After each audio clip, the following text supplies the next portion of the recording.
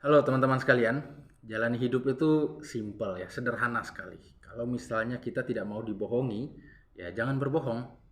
Kalau kita tidak mau disakiti, ya jangan menyakiti orang lain. Kalau kita ingin dihormati, ya hormatilah juga orang lain. Kalau kita mau diberi tanggung jawab yang besar, diberi kepercayaan yang besar, ya kerjakanlah tanggung jawab pekerjaan yang diberikan kepada kita saat ini dengan cinta yang besar, dengan tanggung jawab yang besar.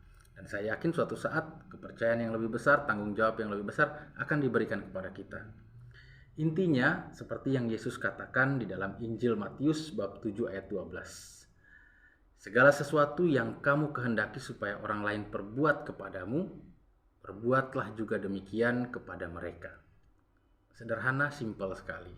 Tapi saya yakin pesan Yesus ini sangat mengena di hati kita. Segala sesuatu yang kamu kehendaki supaya orang lain berbuat kepadamu, perbuatlah demikian juga kepada mereka. Ya, sebagai manusia, saya yakin bahwa kita seringkali lebih ingin dihormati, lebih ingin disegani, dipuji, diperlakukan dengan baik, dan seterusnya. Tapi kadang kita lupa juga bahwa hidup itu bukan sekedar untuk menyenangkan diri kita sendiri.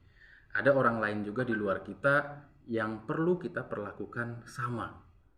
Ada orang lain juga yang perlu kita hormati, yang perlu kita segani, kita beri apresiasi, kita puji, dan kita perlakukan dengan baik dan seterusnya. Dan itu semua menjadi tugas dan tanggung jawab kita sebagai pengikut Kristus, sebagai orang-orang yang secitra dengan Allah.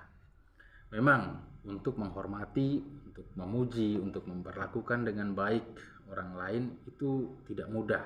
Apalagi orang-orang yang pernah menyakiti, yang pernah melukai hati kita. Namun kita semua diajak untuk dapat melakukan itu, untuk berjuang sehingga dapat melakukan itu. Sebab itulah satu-satunya cara untuk kita bagaimana kita masuk melalui pintu yang sesak. Karena sesaklah pintu dan sempitlah jalan menuju kepada kehidupan. Dan sedikit orang yang dapat masuk dan juga melewati itu.